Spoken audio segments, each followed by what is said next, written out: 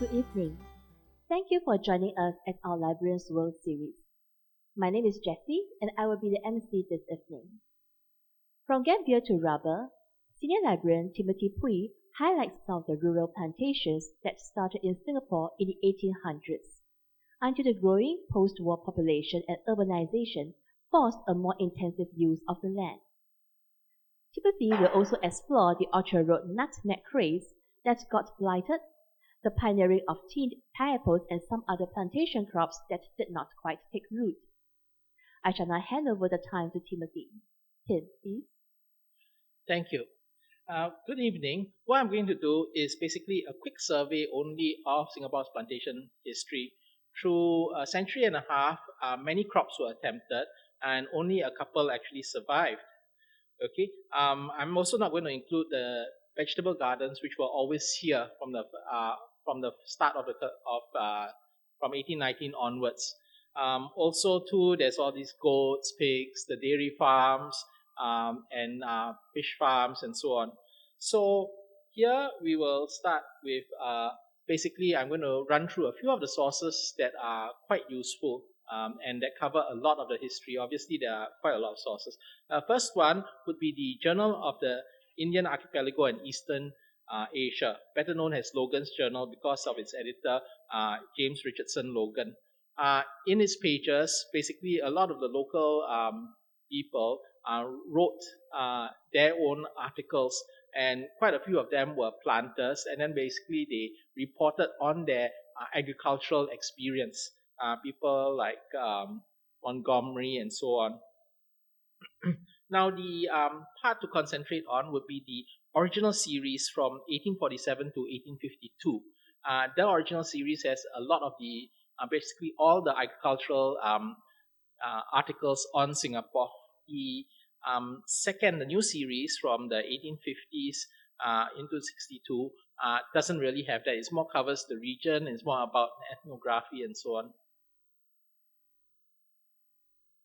Okay, one significant part would be in 1850, John Turnbull Thomson, which has a general report of the residency of Singapore, drawn up principally with a view of illustrating its agricultural statistics. So that's one of the significant articles in there. Another one is a series by Joseph Balestier and William Montgomery. They were both plantation owners, among other things. Balestier was, for instance, the American Consul to Singapore from 1837 and spent a decade here. Then Montgomery came here in 1819 in May with the soldiers sent by Raffles to guard Singapore against the Dutch. So basically, they report a lot of their experiences here in this series of articles in the Singapore Free Press in 1841. November, December, and then into January. So their series of articles covers the different crops of Singapore and actually their experience and what was being done here. So that's quite informative. As you can see from the thing, that you can actually get it through our newspaper SG website. Okay, another one would be in the realm of books. I found John Cameron's 1865 Our Tropical Possessions. If you read it, it's basically it's about his account of coming to Singapore, the various places and so on. But the last chapter has a lot about the agriculture of Singapore. He stayed on in Singapore and became the editor of the Singapore Daily Times, manager of Tanjung Pagar Company, and so on. So he was one of the prominent citizens. The other ones that I will mention is basically the undergraduate, the essays done by NUS over the decades. So Lim Siew Hong's 1983 essay, A History of Land Use Patterns in Singapore, 1819 to 1867, and Amy Leong's 1996 undergraduate thesis, Agricultural Development in Singapore. They do a great job of compiling together all the different sources, and so it makes it easy to refer to and go back to the original sources. There are, of course, many others which I wouldn't have the time to cover here. Now, also one thing I'd like to mention is that when we talk about plantations and agriculture in Singapore, one must always remember it's not done in isolation. That what was being tried out here, for instance, nutmeg and so on, you can actually find across all the Straits settlements.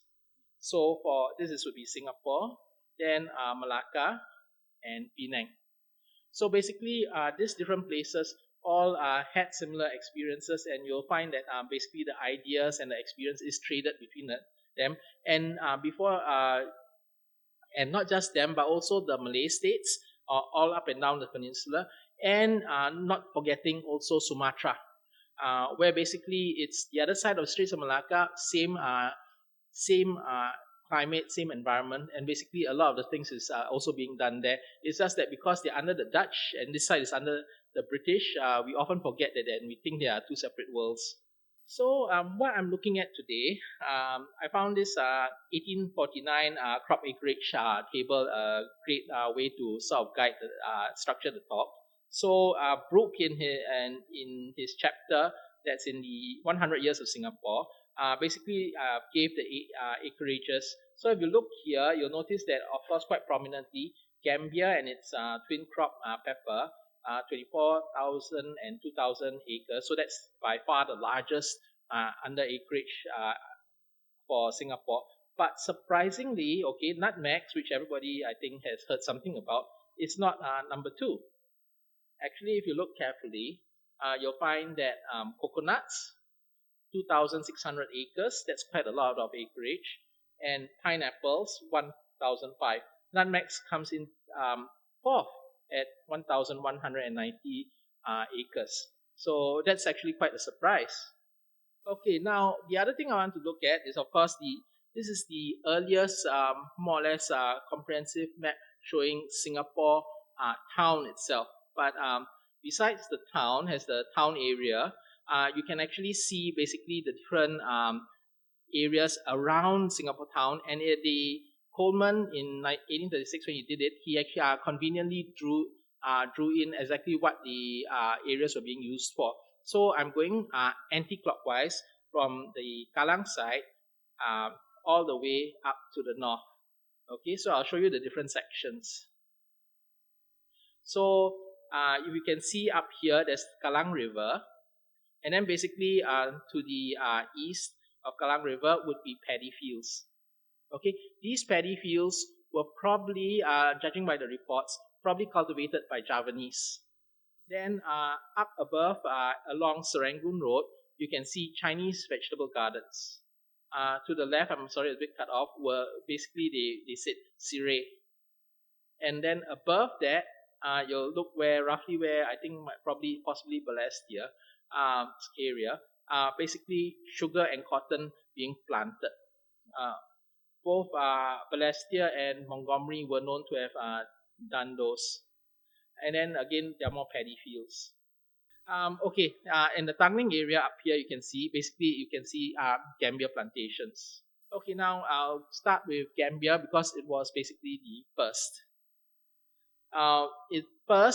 Actually, what happened was that if you look at the original accounts and so on, you'll find that there are mentions of the Chinese being in Singapore when Raffles landed, and these accounts mention them as being planters, and basically they planted Gambier. Now, at this time in 1819, Teochews were already planting Gambier in the Riaus and in Penang. So it's not something new. And when the Temenggung arrived here a few years before Raffles and settled, probably that's likely when they actually came in and started to plant Gambier as well. So you can find a very good summary of this history in a recently published book, An Introduction to the Culture and History of the Teochews in Singapore. Okay, so it gives you a nice thing, and also tells you of the different accounts of these accounts of the Teochews. One of them mentioned would be in 1822, William Pakwa, the first resident, writes of a Chinese Gambier plantation just west of Government Hill, which is today Fort Canning Hill. There's also mention in Pearson's history of Gambier plantations on the slopes of Mount Emily, Mount Stamford, and Pearl's Hill. I think most of you will be familiar with Pearl's Hill in Chinatown. And in fact, Captain James Pearl, whom the hill is named after, bought the west side of the hill from a Gambier planter, Tan Yun Ha, in 1822. Now, because the land was actually purchased from a Chinese and not from the East India Company, which actually had the rights to the thing, Raffles at first refused to recognize it and demanded that Pearl actually buy the land from the East India Company itself. However, Raffles was a bit out of luck because Captain Pearl was not the only person to buy land from the Chinese. Others had also bought land from the Chinese and also from the Malays. So because there's so many, he was actually had to concede defeat and recognize all these transfers of land title. Now, just last week before this, I mentioned to somebody else that was giving a talk, and they asked, "What does Gambier look like?" Okay, so well, actually, Gambier looks quite nondescript. If you see the leaf here, it's actually, you can see a lot of these types of leaves everywhere. What's key to recognizing is the inflorescence, the flower. You can see below left here. You can see that little puff ball, which is characteristic. I believe I've seen it in Pulau Ubin some time back. So probably you can find it in basically these overgrown areas that have been neglected for a long time, and basically they've been there since the Gambier plantations were abandoned. So this site here is the Biodiversity of Singapore website, so you can actually just search for Gambier on it and you'll get a picture. The other one is basically the NParks Flora and Fauna website. I like it because if you see the picture here, it actually shows you how the plant itself looks like. It's actually a shrub, and you can see that it actually has these branches hanging down with individual leaves. So it's fast growing, and the foliage can start being harvested in about 14 months. So you can harvest them, and basically you take the leaves and twigs, you just grab everything, crush them together, and then basically you boil the thing to get the to extract the tannins and the catch the chin out. Okay, so that's what you are wanting. Then you evaporate that liquid until it becomes what you can see here, Gambier chips. So they dry it up and it becomes these hard chips. These are black, but you can see some pale ones also. I actually got this photo from the Johor Bahru Heritage Museum about 5 years ago. They were doing an exhibition of Gambier then. So the slight problem is that somebody I know actually complained that Cachtachu is actually refers to the extract of another plant, Acacia cachtachu. Now the problem is that of course that the word actually has means different things in different parts of the world and has evolved to sort of mean different things. But yeah, well, it's basically an English language question. So here's a picture. I'm not sure whether this is Gambier. Actually, to me, because it's they're being raised on basically trellises that are going up. This is probably actually more likely to be pepper. The two were actually grown together. The thing is that pepper takes years to actually mature. So what happens is that you take the Gambier. Once it's actually crushed and you extracted all the extracted everything, the waste is then used as manure or fertilizer for the pepper plants. The peppers need that manure, that fertilizer. If not, they won't actually thrive. So basically, it's a sort of it's considered a sort of a synergy of the plants. And then, of course, the Gambier once it's utilized, and basically then it's the turn of the pepper to start producing. And pepper is much more valuable. You can obviously get much more money for pepper. The back part is, if you look carefully at this photograph, you'll see in the background, you can see that the entire hill has been cut of trees. And in fact, in front, you can also see a stump. So basically, the reason for this is not just that you have to clear the land to plant the Gambier, to plant the pepper, but also that you needed firewood. Remember, there's oil hasn't been created yet. There's no electricity, there's no oil lamps, and so on. So basically, sorry, not oil lamp, but petrol.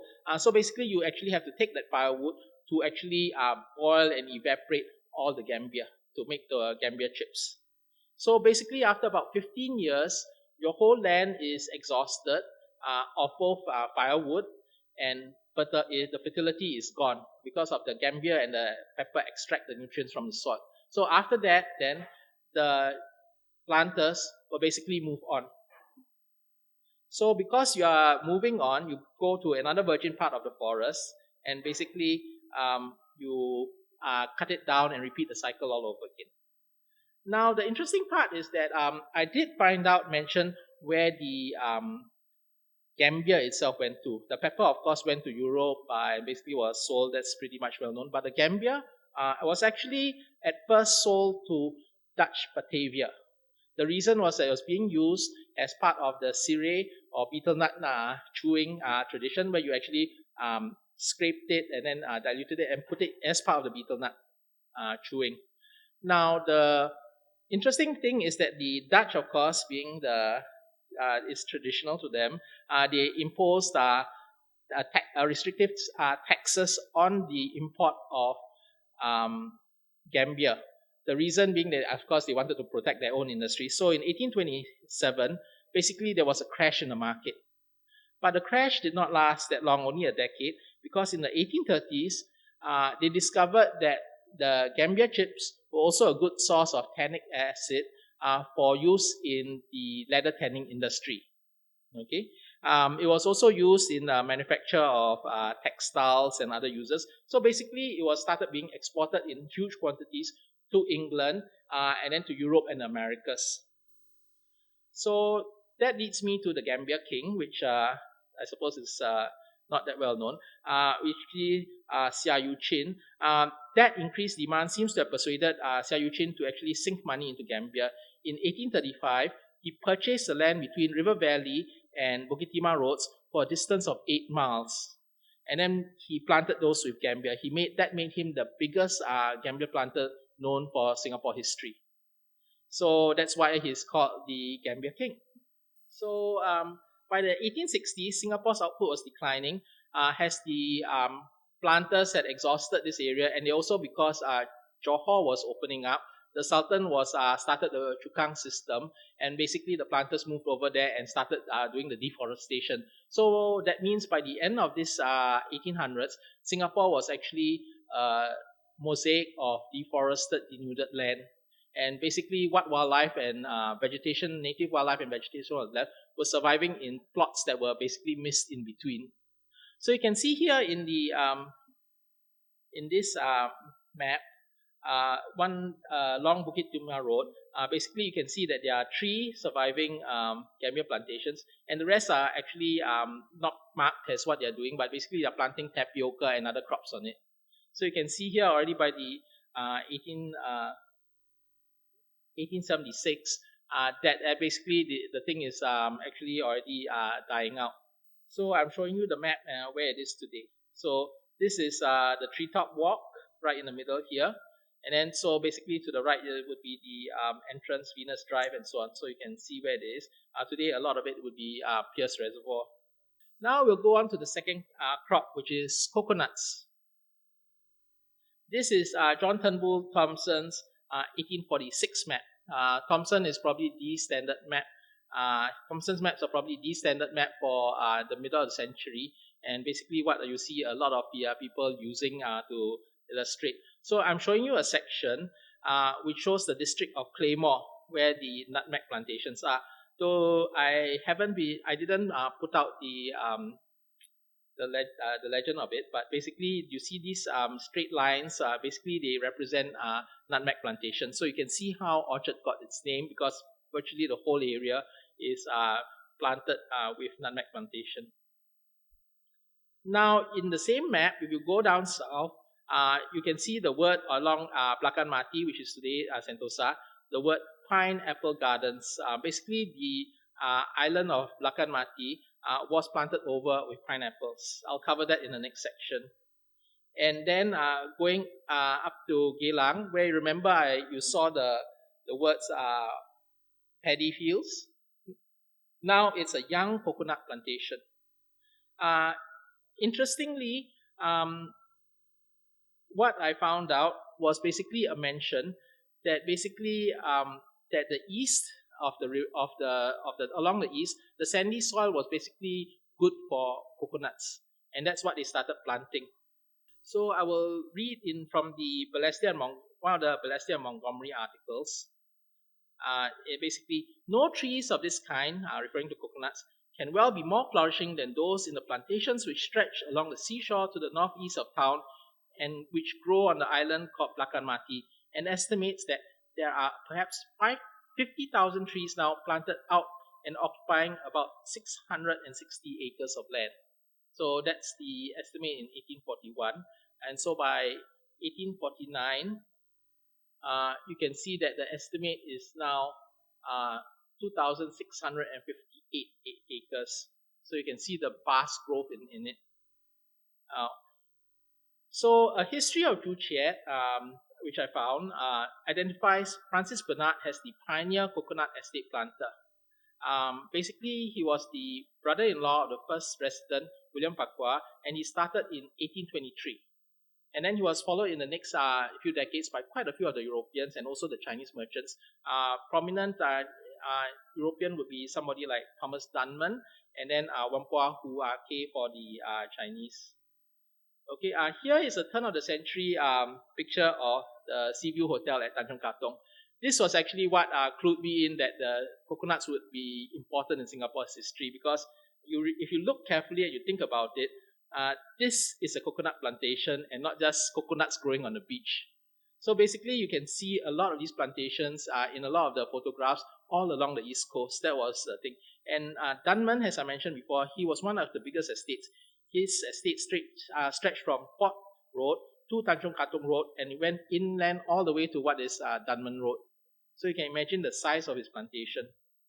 So he had actually started small, but then through connections and so on, he had purchased all the neighboring plantations, and basically it became one huge, massive plantation.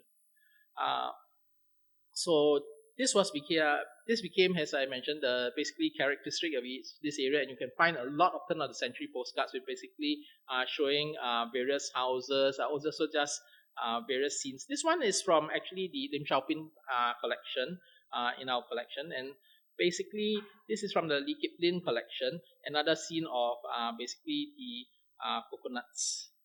So, for instance, this one, interestingly, was marked Tangling in 1920. So you can see that it was not just along the coast, but in inland in various places. I myself have seen parts of Singapore inland where you actually have coconuts growing, leftovers from old plantations. Now, this other one is from the primary production department, even in the 1960s. So that's quite interesting that you still have coconuts being planted. So these are obviously young coconut trees. And interestingly, you can look in between them, you can see pineapples growing.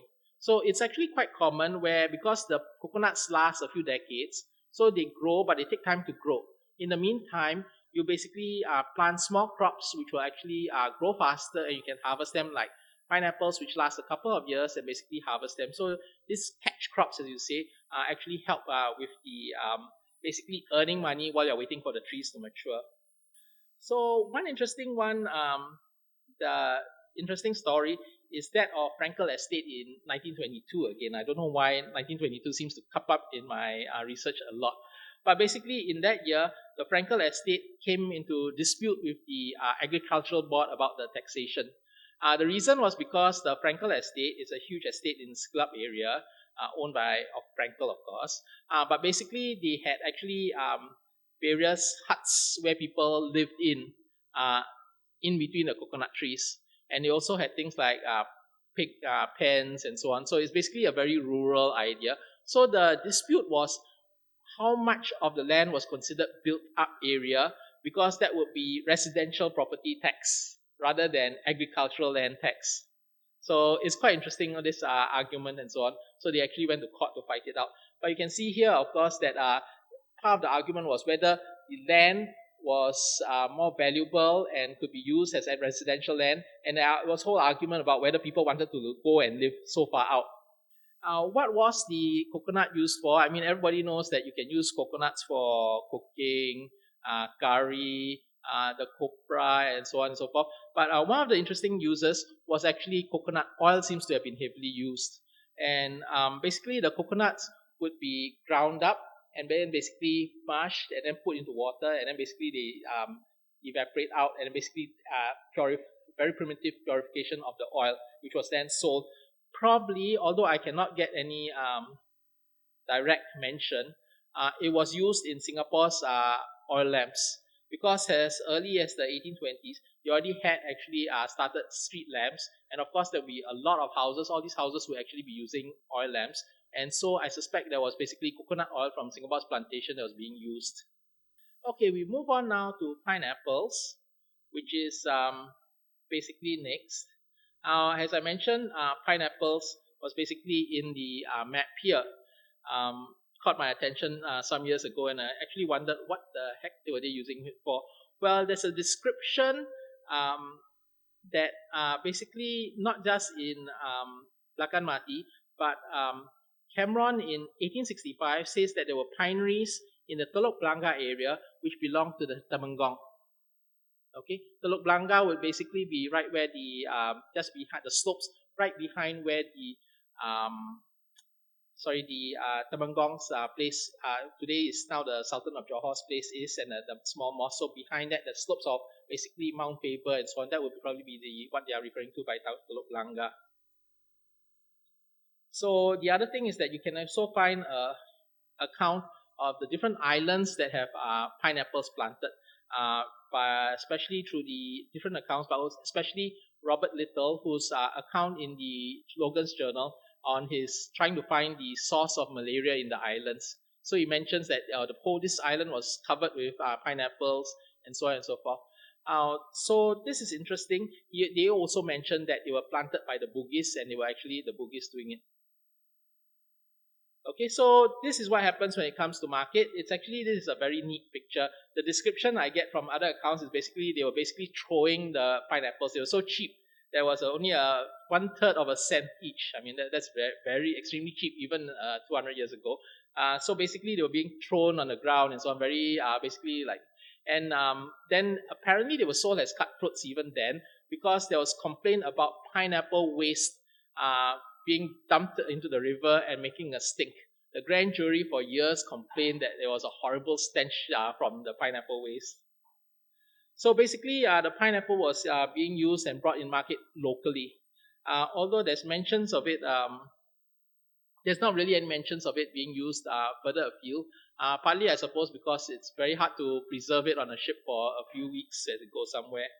This is quite interesting. It's in James Law in 1836. He wrote here, which I love this little part. Pulau Kra, which I haven't located, is a small rocky island in the harbor, perhaps what is today Keppel Island, produce the best flavored pines, and some care is there taken in raising them.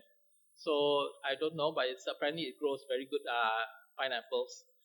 So the thing is that it's very well used, but few settled Europeans indulge in the pine as it is justly deemed unwholesome, perhaps from the great tendency its juice has to ferment and the indigestibility of its fiber. He also mentions that uh, doubtless it assisted the cholera that ravages it made here last spring, when it was believed from 600 to 700 natives died of that dire disease. Several European seamen died on board the vessels in the harbor, but only one died on shore, and his habits were intemperate. I'm guessing that when he says intemperate means that he actually went and bought cutthroat and ate it without, from a street vendor. So basically, as we know today, the basically cholera would have been spread by basically dirty hands and so on. So so it tells you a bit about the 1830s. Now, this is all nice and local, but basically 1870s, the late 1800s saw the advent of canning technology. So when you start doing cans, basically you can basically preserve the food in a can and export it. And because it's in a can seal, and basically what you do is you boil it before you seal the can, and everything's dead inside. There's no bacteria or anything to grow, and basically it's sterile and can be kept for months or years. So this canned food would then be exported. So you can see here basically canning industry. It's a 1952 photograph of canning being done. It's looks like it's quite primitive still. So as I wrote in a 2015 Biblio Asia article, a Frenchman named Laurent was the one who started canning pineapples here around 1875. but it was Bastini who started exporting canned pineapples to Europe in the mid to late 1870s. So basically, he would send it over, and basically there'll be promotions there and so on to market it. Okay, so that's how you get it. And in fact, what happened was that Singapore and Malaysia became basically the pineapple exporter to the world. Okay, so these are illustrative of what the pineapple farms would have looked like. Okay, but the problem with so by 1907, it was a high of 846,000 cases of preserved pineapples being exported from Singapore. Uh, so they were favored in the European markets. However, this same article I'm quoting from actually mentions that there was another new giant for producing pineapples. So basically, Hawaii had been conquered by the Americans and annexed and became, the state of the America at the turn of the century. And a cousin of the president of Hawaii, James Dole, established the Hawaiian Pineapple Company in 1899. And by 1907, he was producing 190,000 cases and mechanizing his production. So they expected to do 1,000,000 cases a year by 1970.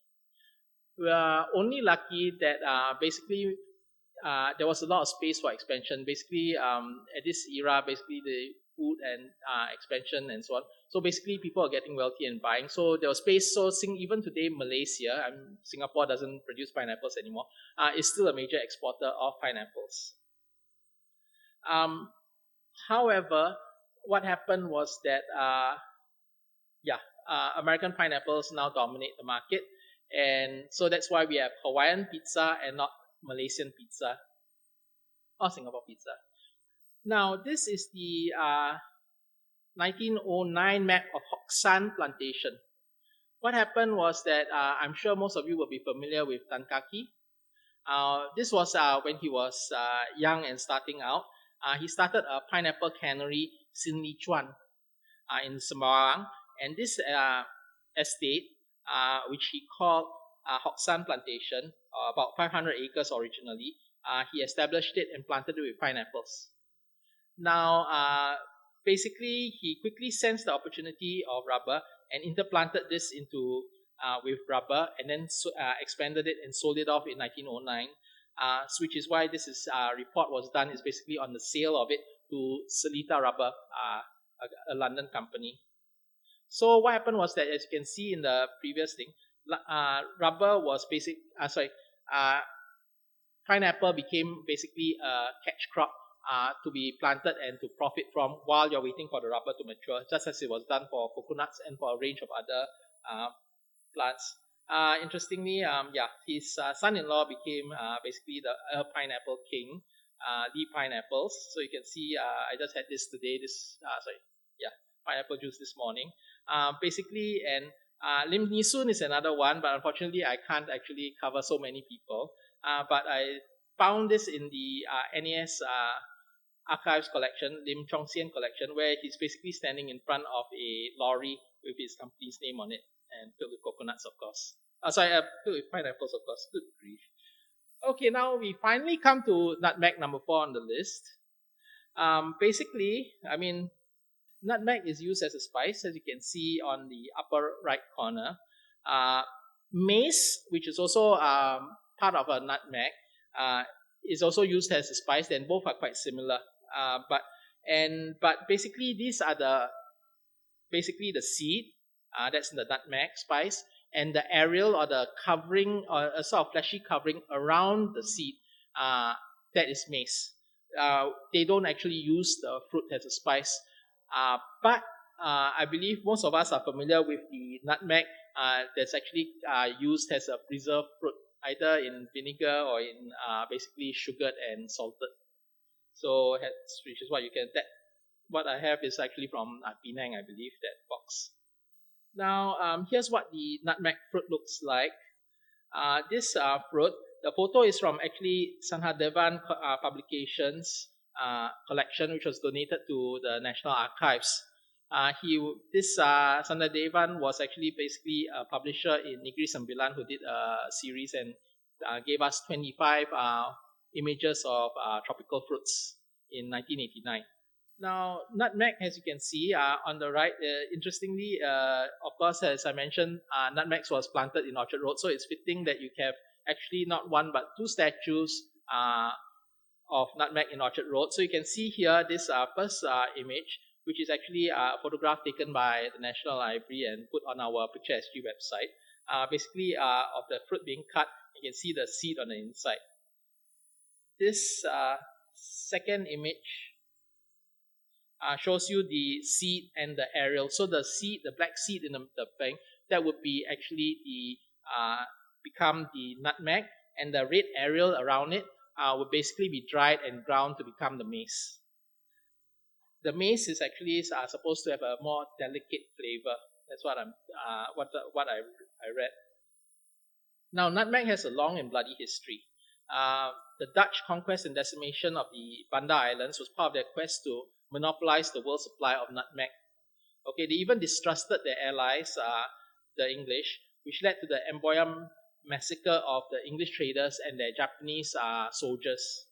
Okay, so that destroyed the East India's, the British East India Company's foothold in the East Indies, and left them with only Bencoolen and Penang on the edges of the East India. So basically, this whole area became Dutch control. So it's not surprising that when the British conquered Java because of the Napoleonic Wars, when Raffles became governor, immediately he exported the nutmeg seeds and saplings to Penang, Bencoolen, and so on. So basically, be planted there. So when Raffles established the East India Company factory in Singapore, one of the first things he did was basically send nutmegs over to the botanic gardens he established on the slopes of Fort Canning and grew there. So you can see here basically a lot of these nutmeg plantation, the saplings and so on were planted from the descendants of those sent over by Raffles. So they were basically you can find a very detailed account on who owned the plantations and so on in Lee Kipling's 1984 Emerald Hill book. He goes into the different estates and who owned them and etc. and so on. So now, one of the interesting parts was basically William Montgomery's 1844 Cultivation of Nutmegs article, which won a prize and so on. So he wrote that the nutmegs planted on Raffles' instructions from a decade and a half ago were neglected and blighted. But nobody thought much about it then. So basically, they continued planting. So the article estimates that there were about 25,000 nutmeg trees then planted in Singapore, with only a few hundred being over 10 years old. So a lot of the nutmeg trees were basically new. Now, one of the reasons why there was a large number of new trees from the 1830s onwards is the fact that the land leases issued by the East India Company were originally very short.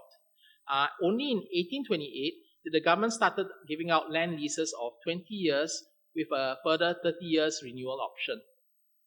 So because it's only like 20 years, that means it's very little time. You plant and so on, and for trees, it takes years to grow. It doesn't give you much time to get a profit, and you have to worry about renewal and so on. So George Winster Earle, in his 1837, The Eastern Seas, states that there are no European planters in the islands of Singapore. He's basically a seaman, so basically he's passing through, so he probably doesn't know that much, but there's no extensive plantations in the 1830s. So nor is it probable that any British-born subject will venture to engage in agricultural speculations, since the system of land tenure would destroy all confidence and all hope of profit in the planter. But notwithstanding his bleak assessment, there were actually already people taking up these 1928-year leases of 20 plus 30. Here is actually a couple of advertisements in the newspapers. Basically, the Singapore Chronicle, which is interesting. Basically, you look at the Duxton estate, where the Duxton Plains, I think you're familiar with that. Now, the original one, when it's sold, is 1834. It's a lease for 15 years, commencing in 1827. This was just before the 1828 one. Then it was purchased by Montgomery. And then if you look at this, when he's passed away in the 1856 auction, the property is now freehold. So he must have actually bought the extension to become freehold land. So you can see here the change of land from short-term agricultural leases to basically freehold agricultural land. I love this part about the from John Cameron's 1865 part where he talks about nutmeg mania. So he says that planting in Singapore now went on with a vengeance. A nutmeg mania seized upon all the landed proprietors. What had been flower gardens and ornamental grounds of private residences were toned over, and nutmegs planted to within a stone's throw of the house walls. Besides this, large tracts of jungle at a distance of 4 to 5 miles from town were bought up from the government, cleared at great expense, and turned into plantations.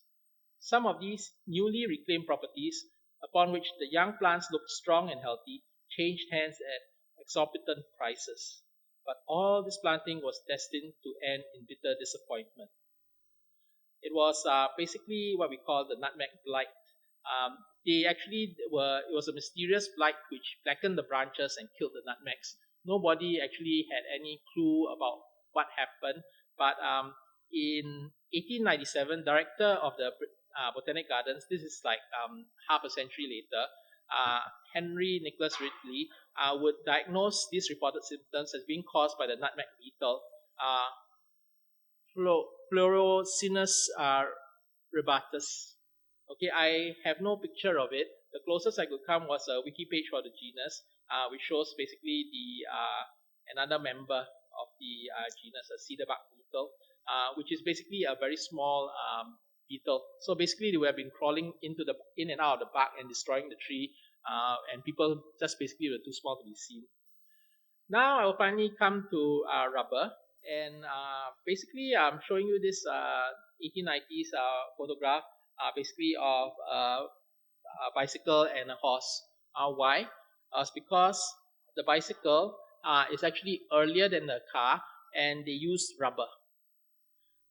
Rubber in bicycle for bicycle tires and later car tires, but also for electricity because the wiring needed insulation. So all these things actually needed rubber, and the growth was phenomenal. As you know, Ford at the turn of the century, mass manufacturing, thousands of automobiles being produced, electrification of houses and everything. So basically, you had need for tons and tons of rubber, and kept the demand kept growing. So what happened was that there were actually many different types of rubber. I've seen things like many hot rubber, para rubber. Even there's a fig tree called the Indian rubber fig. That was also used to produce rubber. In Africa, there were basically rubber being produced from forest vines and so on. So there were actually a lot of competitors. But eventually, what proved to be the best for tapping and for production was basically the rubber tree from the Amazon, or what we call Para rubber, because Para was the original town that the rubber was exported from. So I think I don't need to repeat the Matt Ridley story, how at the turn of the century, was basically went around trying to persuade people to plant rubber, and I will take it from the Tan Chien, who was basically the first convert. He planted extensively in Malacca. And he planted.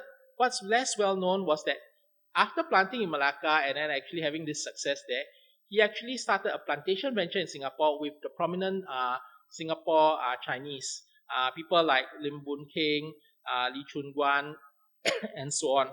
So Tan Che Yen started planting rubber. So this is a picture of the rubber tapping from our Picture SG website.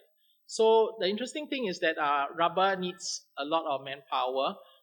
Tapping it daily, you also need to actually bring it to a factory nearby to basically turn it into latex, into sheets, so that it can be sent out and so on. So there's all this sort of manual labor that's needed, and so on and so forth. So basically, there's a lot of capital investment needed. You're going to put the capital in for about 6-7 years before you can get any return and so on. So that's why when Tankaki, if you remember, actually planted pineapples. So those were the catch crop, and when he sold the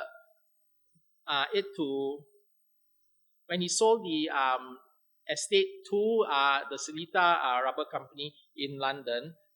Basically, he retained the rights to harvest the pineapples. In return, he will actually maintain the estate. That means do the weeding and so on and so forth. So you basically have this win-win situation. Although after a couple of years they got rid of the pineapples, I suppose they were getting more mature and not worthwhile anymore. So this is a list of the title deeds. So basically, a lot of these companies, the rubber companies, while they were actually bought up and run by companies in London, the gathering together of all the small little plots of land were done by basically Chinese merchants. And then they would sell this whole block. So all this, if you look at this listing of title deeds, they're basically blocks of 100 acres and so on, basically being bought up piecemeal and then combined together to form a big estate to be sold off. That was what also happened with Tan Chay Yan's Sembawang estate. So you can see here, this is the estate map again, and I'll show you where it is today. The whole left side of the estate, okay. Sorry. So basically, what happened was that the after the end of the First World War, geopolitics got into it. It's a digression, but what happened was that the Japanese were allied with the British up to the First World War. After the First World War, the British switched their allies and they moved over to ally with the Americans. That left the Japanese alone in the Pacific.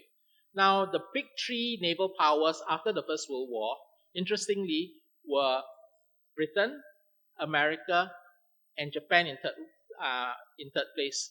The smaller naval powers were basically the rest of the world. So while we talk about Japanese being discounted by the Americans and the British as the white man didn't think of them as a threat, but actually at the end of the First World War, the three superpowers of the world were basically the US, the UK, and Japan.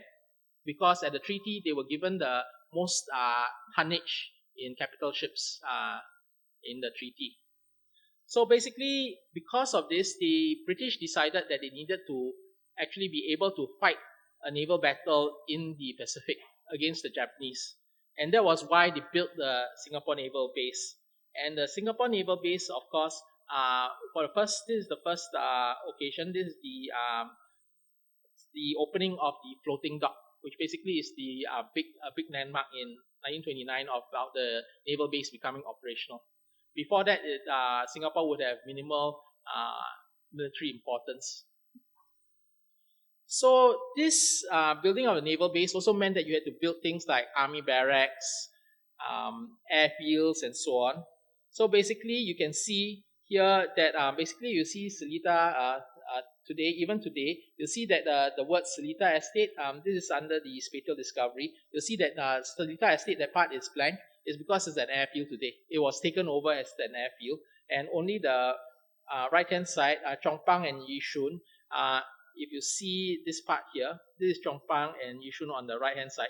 This is what's actually visible. The rest is basically an airbase. So basically, you can see the land being taken over and annexed by the government to build military facilities. So Bukit Sembawang, or the Tan Chay Yan's company, Sembawang and Tampines companies, which were actually set up, they were actually London companies and were basically one of the biggest landowners in Singapore with the plantation land. The building of the naval base meant that a lot of that land was actually taken over by the government. And then even after the war, basically they just the government kept taking land from them to build airbase. And they also ran out of basically reserved land to build houses on. So they basically started acquiring it. So basically the company decided to go into developing their own property. So this is the first one. What I'm showing you is Bukit Sembawang Estate. They created the estate, which is basically if you around the Casuarina Drive area, if you know where that is, Old Upper Thomson Road. They cleared the land there and created a whole housing estate. Now, in those days, landed housing doesn't have the prestige that it has now. So basically, they did a lot of these terrace houses, and then they had a separate company to make loans to people, and basically so that they could people like teachers, clerks, all these minor white collar people, and so on, they could actually buy houses. So in those days, and my grandmother being one of them, actually bought all these properties on the outskirts of town for quite cheap prices. Today you will like laugh at it. It's basically $20,000, $30,000 only. So basically, it was affordable housing for the people. The only interesting part is, of course, with 1960, then you had the HDB come in and basically turn the thing around with the HDB flats. But before then, this was what you actually bought. They also had created all these financing companies to do this purchasing. So basically, because of this, now Bukit Sembawang still exists today as a developer. So basically, they started changing their rubber estates to across the island. From basically the estates extended from Changi to Jurong, and basically they started developing and selling this off as terrace houses. Well, so this, I suppose, concludes the plantation era. Okay, thank you.